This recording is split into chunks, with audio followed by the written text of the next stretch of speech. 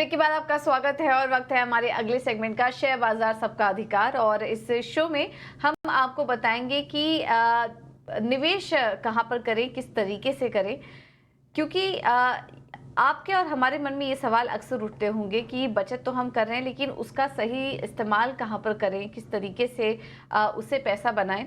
ये अक्सर आपके मन में भी आता होगा। तो जवाब है ईटी नाउ स्वदेश का ये स्पेशल शो, शेयर बाजार सबका अधिकार।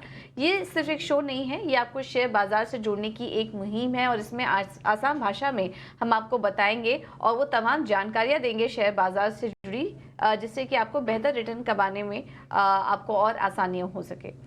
तो चलिए इस शो की शुरुआत करते हैं। हमारे साथ वृद्धि इन्वेस्टमेंट से विवेक अरवा और लक्ष्मी श्री इन्वेस्टमेंट से अंशुल जैन बने हुए हैं और उन्हीं से शुरुआत करेंगे शो की।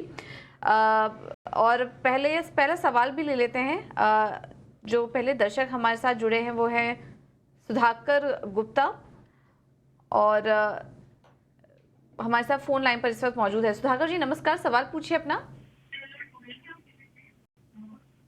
अशोक लीलैंड के बारे में पूछा।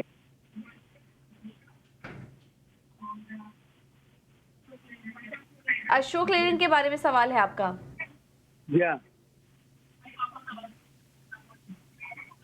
जी, क्या जानना चाह रहे हैं आप अशोक लेलैंड के बारे में?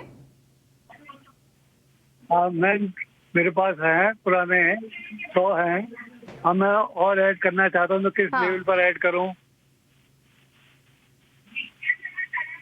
ठीक है, तो पहले किस लेवल पर आपने लिया था, थोड़ा लेवल हमें बता पाएंगे? हाँ, पहले तो मैंने 70 के अराउंड लिया था। कई साल हो गए इस बात को। ओके, अच्छा।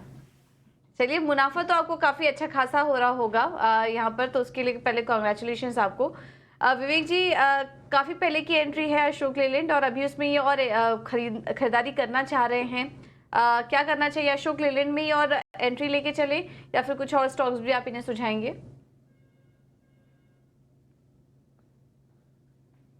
देखिए, बहुत ही बेहतरीन स्टॉक है ये। इनफैक्ट कई बार मैं इसको रिकमेंडेशन दे चुका हूँ आपके चैनल पे, और मुझे लगता है कि ये अभी भी 260 तक जाने की कैपेसिटी रखता है।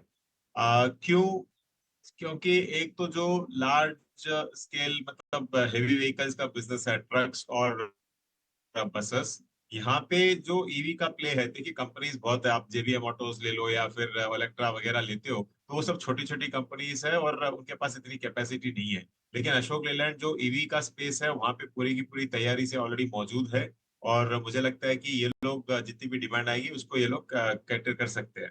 तो अभी भी होल्ड रहेगा, मुझे लगता है कि 260 तक ये जा सकता है। 260 तक ये स्टॉक का जा सकता है, इसमें बने रहने की आपको सलाह मिलती हुई। हमारे साथ हमारे अगले दर्शक प्रवीण हैं बेंगलुरु कर्नाटका से। प्रवीण, गुड मॉर्निंग, पूछिए क्या जानना चाहते हैं? Good morning sir. जी गुड मॉर्निंग, बताइए क्या मदद की जाए आपकी? हाँ, मैंने हैप्पीएस्ट माइंड लिया था 386 पे। ठीक है। हाँ, अभी क्या करना है सर, सेल करना है कि होल्ड करना है? ठीक है, पहले तो आपको बधाई। 2800 शेयर लिए हैं आपने? हाँ, 2800 सर, 2800। ठीक है, तो पहले तो आपको कॉन्ग्रेचुलेशंस, क्योंकि अच्छा खासा मुनाफा आपको हैप्पीएस्ट माइंड में हो रहा है, क्योंकि आपने 386 इसी लेवल पे लिया ना? हाँ, 386 पे लिया था सर। ठीक है, तो अब मुझे बताइए कि और कितना समय दे सकते हैं, क्योंकि लंबे समय से आप स्टॉक में बने हुए हैं। सर अभी तो 3 साल से बने रहे हैं सर, अभी कुछ फर्क नहीं पड़ा, 3 साल से वहीं पे है स्टॉक। हाँ।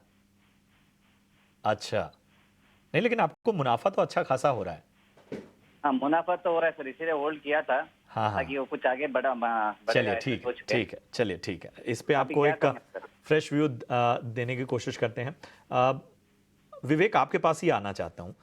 3 साल से बने हुए हैं, मुनाफा अच्छा है, लेकिन कह रहे हैं कि बहुत ज्यादा लंबे समय से असर नहीं पड़ा है।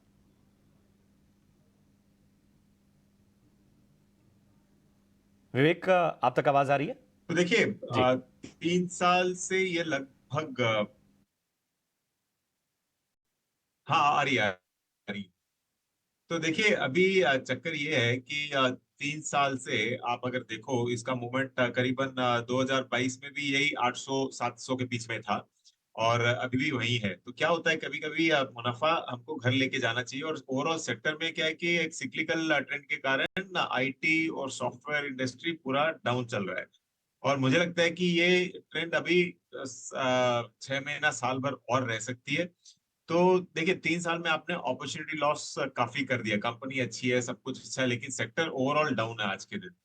तो जब तक यूएस में इलेक्शन नहीं हो जाए, मुझे नहीं लगता है कि कोई बड़ी उम्मीद आपको रखनी चाहिए। तो आपको मुनाफा हो रहा है, आपको मुनाफा बुक करके और अगर कई सेक्टर में या फिर स्टॉक्स में डालते हो तो हो सकता है कि आपको अपॉर्चुनिटी लॉस एटलीस्ट नहीं होगा। तो सीधी सी बात है, 3 साल पहले जितने भी एनालिस्ट ने रिकमेंडेशन दिया है, ये पैसा उसमें डालते तो हो सकता है कि आपका पैसा तेज डबल हो गया होगा आज तक। लेकिन आप वहीं पे अटके हुए पड़े हो। तो मुझे लगता है कि प्रॉफिट बुक करना चाहिए। ठीक है, तो प्रॉफिट बुक करने की सलाह है हैप्पीएस्ट माइंड में। आगे बढ़ते हैं और हमारे साथ अगले दर्शक रंजीत सिंह जी जुड़े हैं फोन लाइन पर। रंजीत जी नमस्कार, कहाँ से बोल रहे हैं आप और अपना सवाल भी पूछिए। जी, भोपाल से।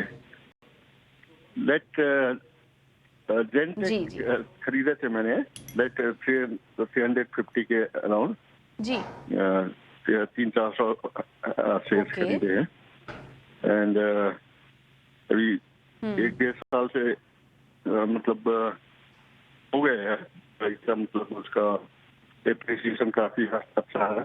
और अभी मेरे को पैसे की जरूरत नहीं, तो I would like to continue keep in for another 2 years। तो क्या, what is your advice? Okay ठीक है ओके। चलिए पहले तो कंग्रेचुलेशंस, मुनाफा तो अच्छा हो रहा है, काफी शानदार लेवल पर आपने एंट्री की थी। 1 लाख से ज्यादा, जी 1 लाख से ज्यादा का मुनाफा हो रहा है आपको। लेकिन अंशुल जी, ये स्टॉक तो हमने देखा था कि 1130 के पार भी गया था, तो मुनाफा तो इनका और भी ज्यादा होगा। बट वहां से हम देख रहे हैं लगातार स्टॉक में एक डाउन ट्रेंड ही है जेनटेक के शेयर में, लेकिन समय दे सकते हैं स्टॉक को। चार्ट स्ट्रक्चर कैसा लग रहा है आपको? यहाँ से और करेक्शन आ सकता है क्या, या फिर बने रहें और तेजी के लिए, या फिर मुनाफा बुक करके निकल जाए?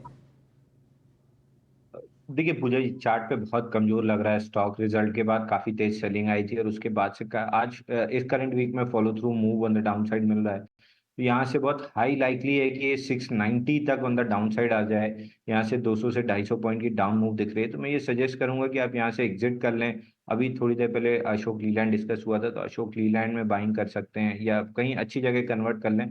यहाँ से 690 तक आता हुआ दिख रहा है स्टॉक, तो इमीडिएट एग्जिट की सलाह रहेगी। तो ये है सलाह आपके स्टॉक पे। चलिए हमारे साथ इस वक्त एक अगले निवेशक, एक अगले कॉलर जुड़े हैं, राम जी। नमस्कार राम जी, कहाँ से बात कर रहे हैं? नमस्कार सर, हैदराबाद से बात कर रहा हूँ। ठीक है। मैं द्रोणाचार्य एरियल सिस्टम 185 में लिया साहब, अभी ठीक है। 130 के पास है। मैं लॉन्ग टर्म इन्वेस्टर हूँ। ओके, अभी मैं आपने फिलहाल लास्ट में चल रहा आपने हूँ। किस भाव पे लिया था, एक बार फिर से बता दीजिए। 185। ओहो हो, काफी नीचे आ चुका है ये स्टॉक का। और सर, हाँ, क्या अपने मन से आपने लिया था या किसी की सलाह पे लिया था? नहीं साहब, ये ड्रोन का नया चल रहा है ना, वो आइडिया फोर्स आया, वो बहुत बड़ा भाव पे है। ये तो पूरा डिफेंस वालों को ट्रेनिंग दे रहे हैं ना, तो इसके बारे में प्रॉस्पेक्टस अच्छा है। बल्कि पूरा इसमें बोर्ड ऑफ डायरेक्टर्स पूरा वो डिफेंस में काम करके रिटायरमेंट होने वाला है। तो उसका पढ़े तो वो थोड़ा अच्छा दिखा। ओह, चलिए कोई नहीं, आपकी मदद करने की पूरी कोशिश की जाएगी। Thank you sir, thank you. Anshul, मैं आपके पास आना चाहूँगा। ड्रोन आचार्य एरियल इनोवेशन लिमिटेड, और इन्होंने 180 के ऊपर की खरीदारी इनकी है डिफेंस सेक्टर में। इन्होंने, चूंकि मुझे लगता है कि चूंकि भाव बहुत रीजनेबल था, तो शायद इन्होंने एंट्री कर ली होगी। इन्होंने बताएं क्या राय होगी इनको? 138 चल रहा है।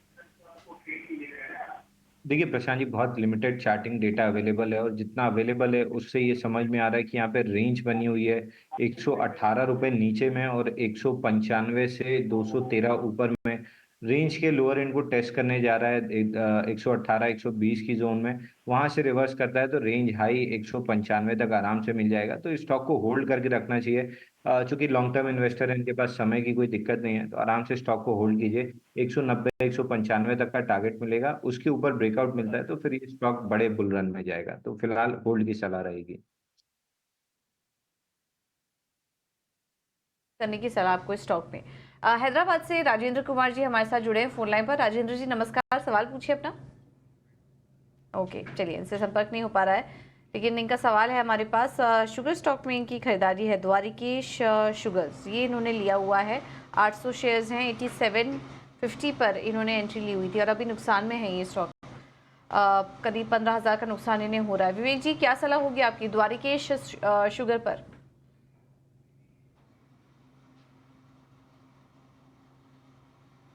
देखिए पूजा, शॉर्ट टर्म के लिए मेरा यही सलाह रहेगी कि आप शुगर से थोड़ा सा क्यों दूर रहो। जो सरकार का फोकस था एथेनॉल पे, इनफैक्ट ये जितनी भी शुगर कंपनीज है ये एथेनॉल के बेसिस पे चल रही थी, और अभी फोकस काफी हट के रखा है एथेनॉल ब्लेंडिंग से। तो जब तक सरकार वापस आ जाती है और पूरा नया गठन हो जाता है, और उसके बाद में पॉलिसी डिसीजंस में आपको फेरबदल देखने को मिलेगा। तो तब तक यही सलाह रहेगी कि आप थोड़ा सा दूर रहो। और अगर आपके पास ऑलरेडी है द्वारिकेश, तो इन भाव में आप देखिए मतलब अपट्रेंड नहीं दिख रहा इमीडिएटली, लेकिन हाँ यहाँ पे आपको बॉटम आउट होते हुए दिखेगा, तो इसके लिए आप इसको होल्ड कर सकते हो। ठीक है, तो बेहतर रणनीति आपको विवेक जी की तरफ से मिलती हुई। बढ़ते आगे, जितेंद्र हैं हमारे साथ तक कल्याण मुंबई से। जितेंद्र नमस्कार, पूछिए किस स्टॉक पे आपका सवाल है, और साथ ही नजरिया जरूर बताइएगा कि कब तक आप रुक सकते हैं। मेरे पास NHPC है, ठीक है, 15,000 शेयर 89 के भाव पे। ठीक है। NHPC 89 बताया ना आपने? हाँ 89 का खरीदी है। ठीक है, ठीक है। और ओरिएंट सीमेंट है 245 पे। ओरिएंट सीमेंट आपने 245 पे खरीदा है, 250 शेयर्स। ठीक है, ठीक है। और कैनरा बैंक है 2000 शेयर्स 112 पे। ओके ओके ओके, चलिए। तो NHPC मुझे 4 जून तक रखना है, तो उसका मुझे नजरिया बताइए जरा। ठीक है। ओरिएंट सीमेंट आप 200 कितना बताया? 45 245 पे लिया है।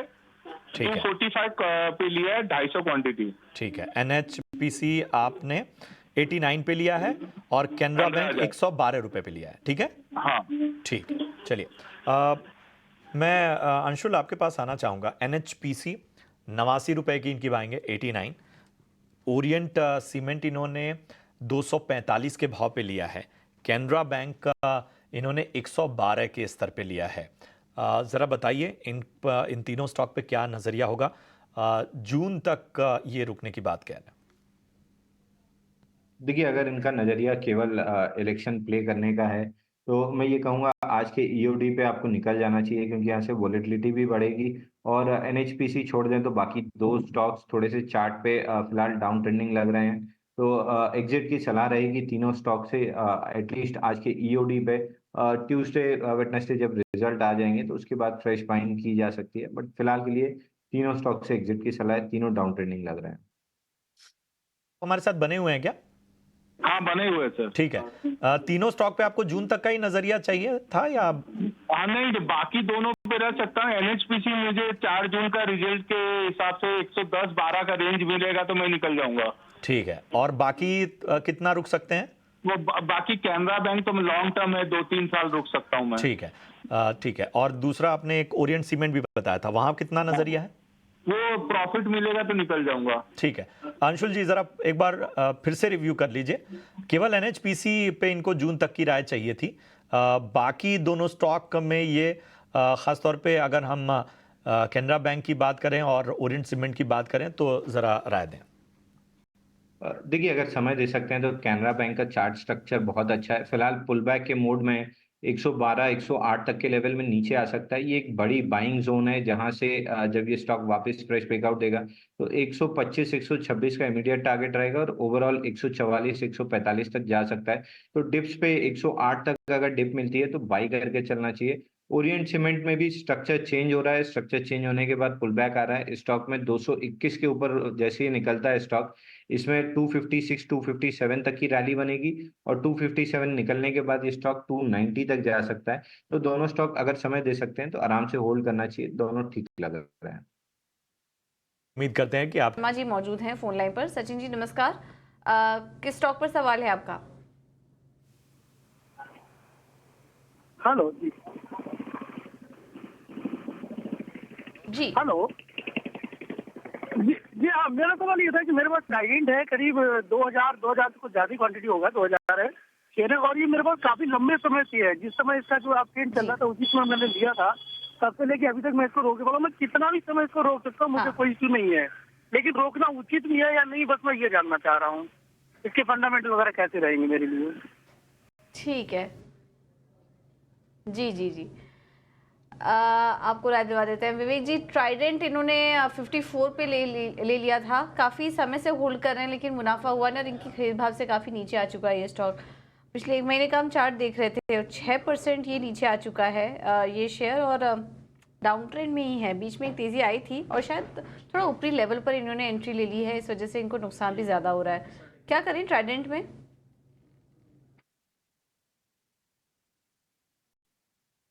देखो, इन्होंने गलती ये की कि एकदम जब जोश में था स्टॉक तब ले लिया है। ओवरऑल इन भावों पे मेरी होल्ड की सलाह रहेगी। कारण भी बता देता हूँ।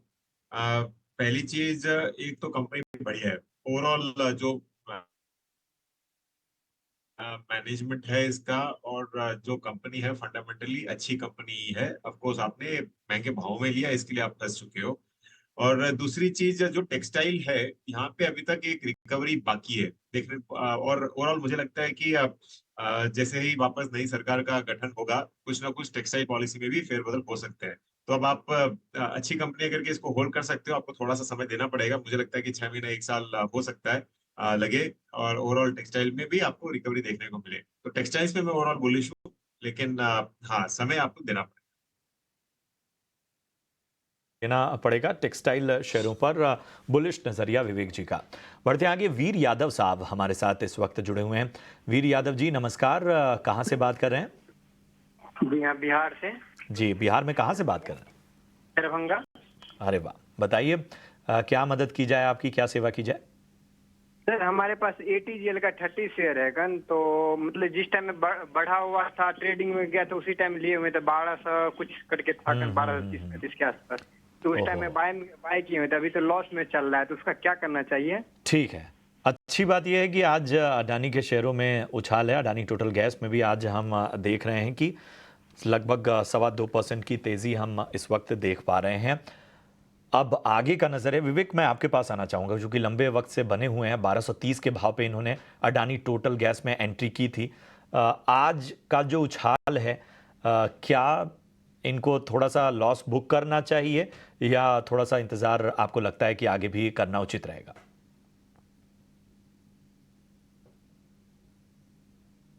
देखिए, जो ओवरऑल दाम है अभी और ओवरऑल वैल्यूएशन है कंपनी का, मैं इधर डिस्कम्फर्टिंग लेवल है बोल सकता हूँ। तो मुझे कोई ये नहीं लगता है कि इसमें बहुत ही ज्यादा बुलिश आपको बने रहना चाहिए, पहली चीज। दूसरी चीज, फिर भी होल्ड की सलाह दूंगा सिर्फ 2 दिन और के लिए, क्योंकि ये एक पॉलिटिकली सेंसिटिव स्टॉक है। और सरकार रिपीट होती है, तो मतलब इनको बेनिफिट मिले नहीं मिले, लेकिन स्टॉक को जरूर बेनिफिट मिलेगा, क्योंकि कि सेंटीमेंट आपका इंप्रूव होते हुए दिखेगा।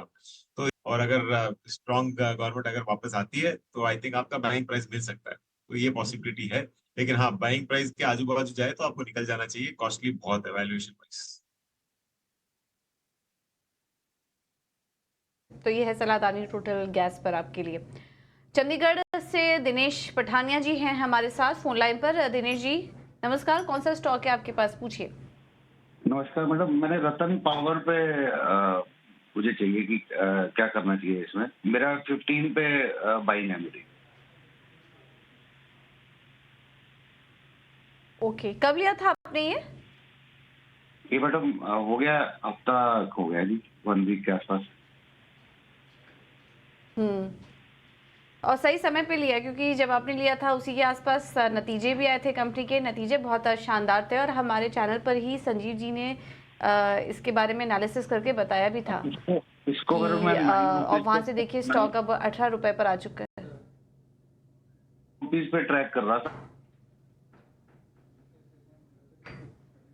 ओके ओके, नहीं अच्छा सिलेक्शन था, थोड़ी दिक्कत थी, लेकिन अब जिस तरीके से हम देख रहे हैं पावर स्टॉक्स, पावर क्षेत्र पे सरकार का फोकस है, उससे जुड़े जो सेक्टर्स हैं, कंपनियां हैं, वो अब अच्छा प्रदर्शन कर रही हैं और धीरे धीरे उनकी बैलेंस शीट में भी सुधार हो रहा है। विवेक जी, आप ही से सवाल होगा इस पर। 15 रुपए पर इन्होंने लिया हुआ है, अब ये स्टॉक 18 पर आ चुका है और तेजी के लिए रुकना चाहिए। क्वांटिटी भी अच्छी खासी ले ली है इन्होंने, तो और रुकना चाहिए स्टॉक में तेजी के लिए।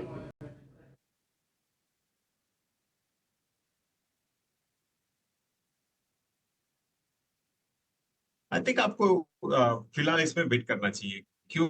एक तो कंपनी रिवाइवल मोड में है और जो पावर सेक्टर में हुआ था, इनफैक्ट इस कंपनी के साथ भी हुआ था, वो काफी बोल सकते हो कि डेट वगैरह इश्यूज थे, लेकिन अब धीरे धीरे रिवाइवल मोड पे आ रही है कंपनी और इसके लिए मुझे लगता है कि इसको फिलहाल होल्ड करना चाहिए।